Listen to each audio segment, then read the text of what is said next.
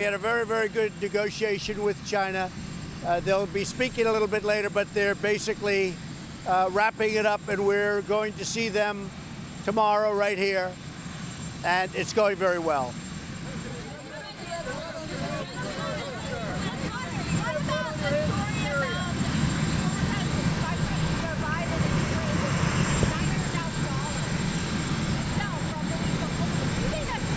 What happened? Who took 900,000?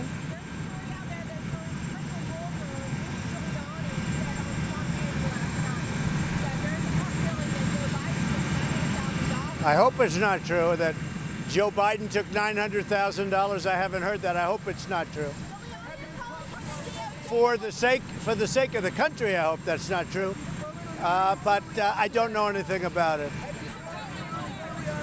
What? Who? I don't know, but I know the whistleblower has been very inaccurate, because when we released the transcript of the conversation that I had with the president of Ukraine, who frankly today was very good, somewhere in Ukraine, I guess, gave a news conference on unrelated things, was asked a question, and he said President Trump behaved in a perfectly fine manner. There was nothing wrong in any way, shape, or form, something to that effect.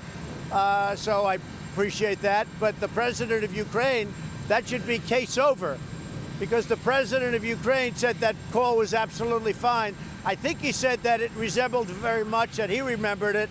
It was just like the transcript. Now, the transcript is a perfect transcript.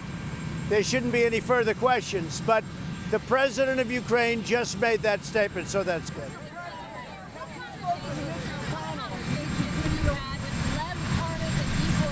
I don't know those gentlemen. Now, it's possible I have a picture with them, because I have a picture with everybody. I have a picture with everybody here. But somebody said there may be a picture or something where at a fundraiser or somewhere. But I have pictures with everybody. I don't know if there's anybody I don't have pictures with. I don't know them. I don't know about them. I don't know what they do. But I don't know. Maybe they were clients of Rudy. You'd have to ask Rudy. I just don't know. No.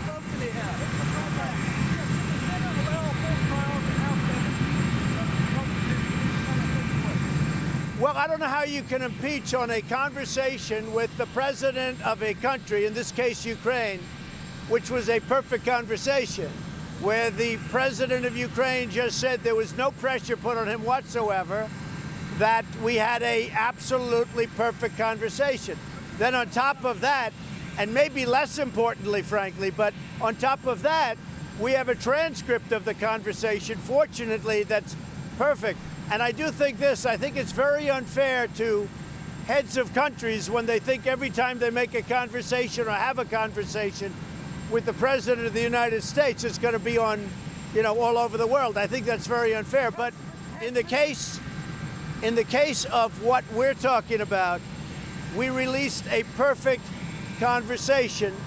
The president of Ukraine just confirmed that, and that should be case over. I will say this, Adam Schiff took that conversation before he saw it and fabricated a conversation. To me, that's criminal. What he did is criminal.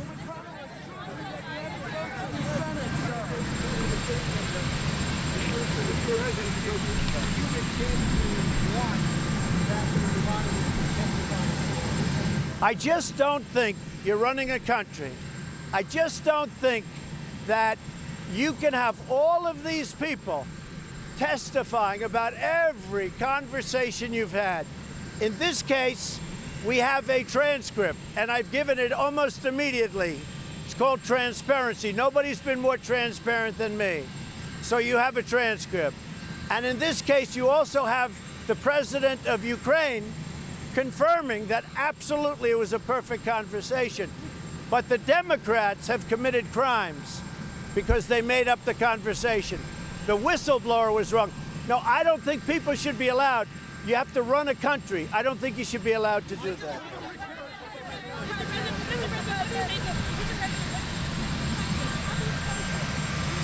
Say it. I can't hear. Have you spoken to the U.S. diplomats, white and secluded? You're talking about in UK? They're in the process of being spoken to. We're working on that. I did have a conversation yesterday with Boris Johnson, a good one. And we're talking about diplomatic immunity. It's a very interesting situation. We are trying to work something out. So we're going to try and work something out. I think we'll be able to.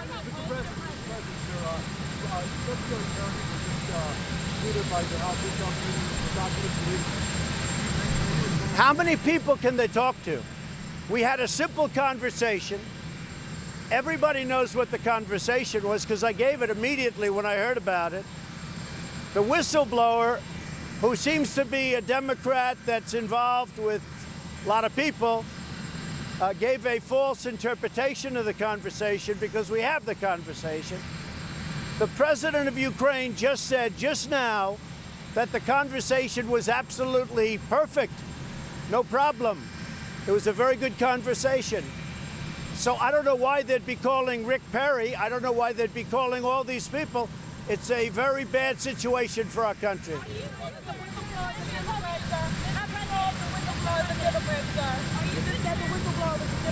It was reported. Well, I hope not. Again, I don't know how he knows these people. What? Okay, well, then they're clients. I mean, you know, he's got a lot of clients. So I just don't know. I haven't spoken to Rudy about it. I don't know. I will say this, from what I heard, I just heard about this. They said, we have nothing to do with it.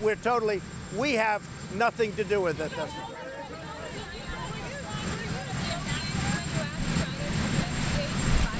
Was I what?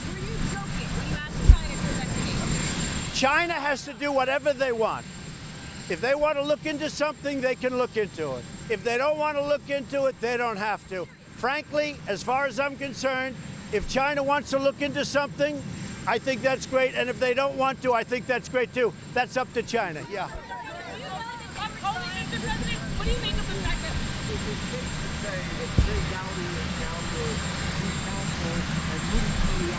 Well, Trey Gowdy is a terrific guy. I think there's a problem with he can't start for another couple of months because of lobbying rules and regulations. So you'll have to ask about that. I just heard Trey Gowdy can't start till sometime after January because of the lobbying rules and regulations. So I don't know. So we'll have to see. Well, I haven't spoken to him.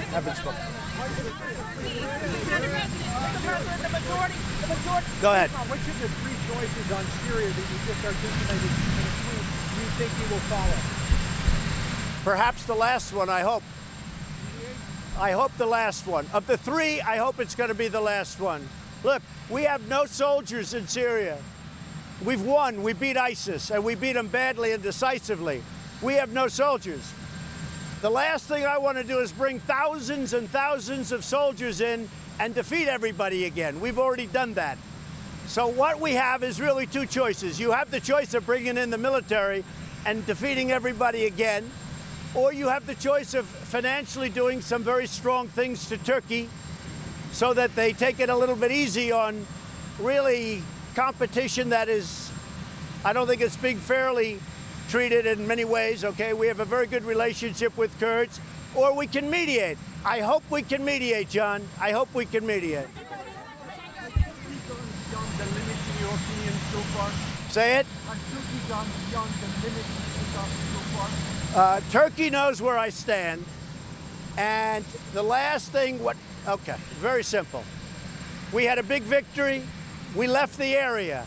I don't think the American people want to see us go back in with our military, go back into that area again. We won. We left the area. I don't think we want to go back in. Let's see what happens. We are going to possibly do something very, very tough with respect to sanctions and other financial things.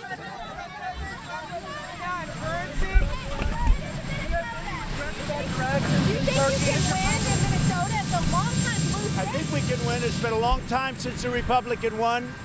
We have a 20,000-seat auditorium. You know, we have it's essentially Madison Square Garden, and it's sold out. Over 80,000 people requested tickets. It'll be totally sold out. I don't know who's going, but it'll be totally sold out.